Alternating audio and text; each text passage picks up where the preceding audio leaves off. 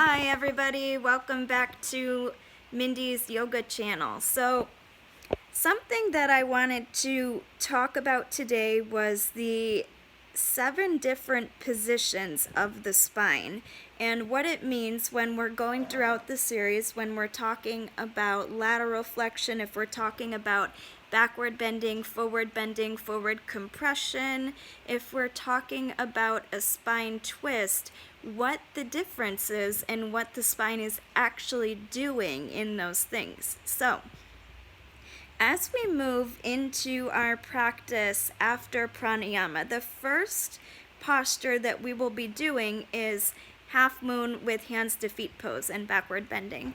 So when we go into half moon, the spine is actually going in the directions right and left without any other movement if done properly.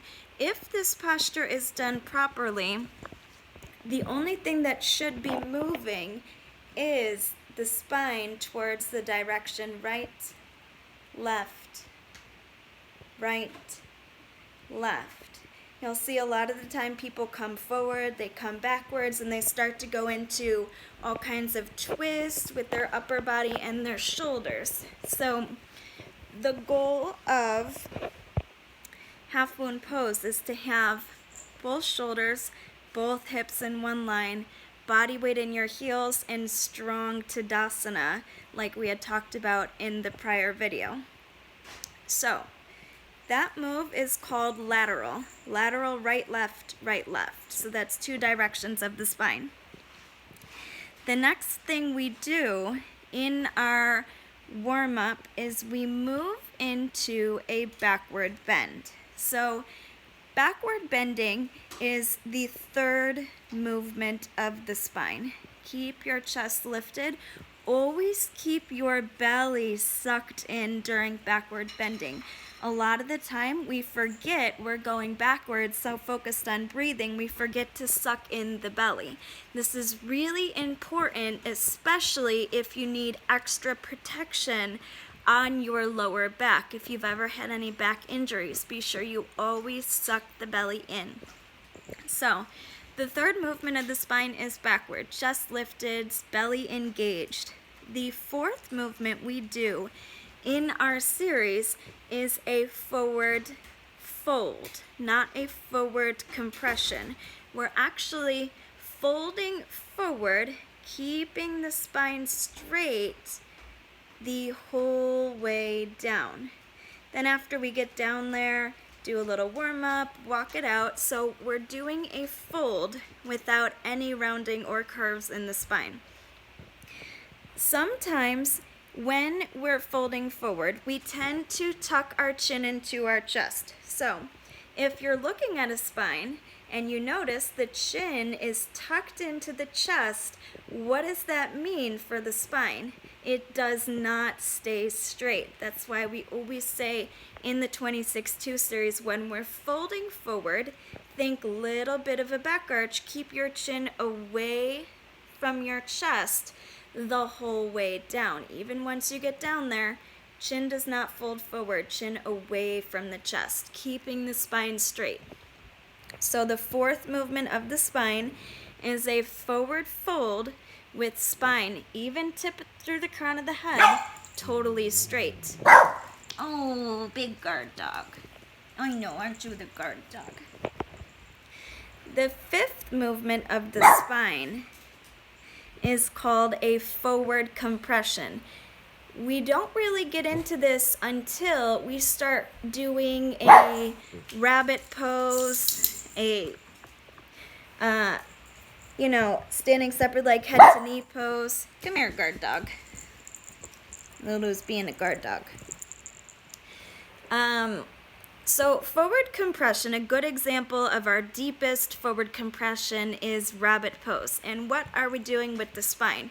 We start by stretching the spine long, and then on the exhale, using the breath, curling in, looking at the belly button, compressing the whole front side of the body. belly also stays sucked in throughout forward compression. So as you start to practice the 26-2 hot warm series more and more, especially if you're at home with nothing to do, you'll start to notice the difference in the dialogue, whether it's my class or if you're able to take classes online right now that are live until I get my schedule up and going. So having that knowledge in the back of your head, oh, straight spine, okay, a little bit of a back arch, chin away from my chest.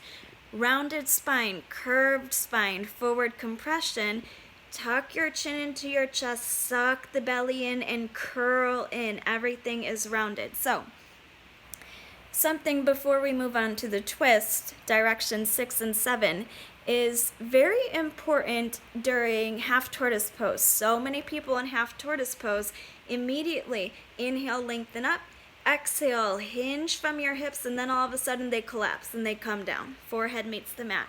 When half tortoise pose is actually a traction pose, tractioning means folding forward, lengthening, stretching the spine, keeping the spine straight. So traction pose, okay, half tortoise, spine stays straight, spine stays straight, spine stays straight. When you get to about here and half tortoise, your fingertips, pinky fingers almost reach the mat, most people start to round to get to that mat. Instead, keep the spine straight, lift your hips up from the heels, right? Then the fingertips can meet the mat and the spine stays straight. You're getting the benefits of gravity stretching the spine throughout that posture.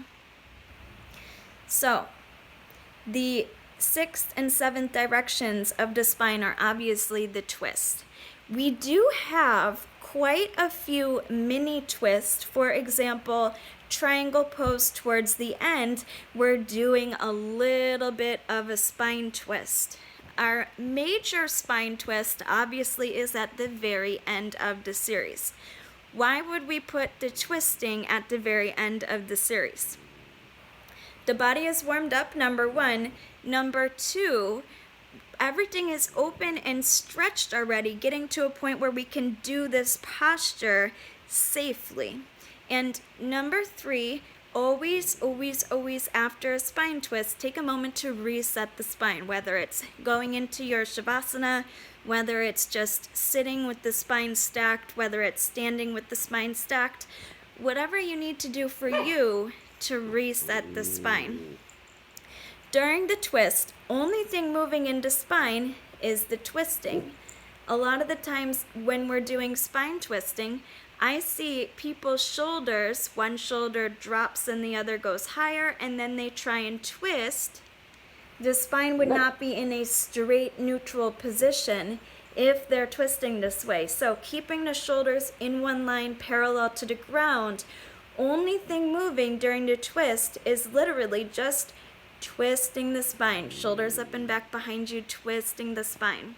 So if you notice your shoulders are going one higher than the other during your spine twist, back off a little bit, come back to where the shoulders are at the same height, both sit bones reaching the ground at the same height, and then move in a little bit deeper into the twist, but only to where the shoulders stay into alignment. Otherwise, it does not become a twist anymore. It becomes a twist and a backward bend, or a twist and a sideways bend, or a twist and a forward bend. So, those are the 7 directions of the spine. And while practicing today, whether you're listening to somebody going live or whether you're just at home doing your own yoga practice, be mindful of where the spine is and what the spine is doing. Be intentional with what you want your spine to be doing throughout your practice. Why am I moving my shoulders this way? Why am I keeping my belly sucked in? Why am I doing a little bit of a back arch on the way down in a forward fold? Being mindful of the words, the dialogue, the script, and noticing if your spine is in the correct position. All right, I think that's it for today. Right, Lulu? Thank you so much for watching.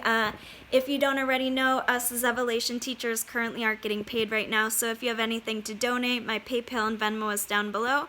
Thank you so much to anybody who's been donating, even if it's only, a couple dollars. It really helps. We were able to make the bills this month, so it really means a lot.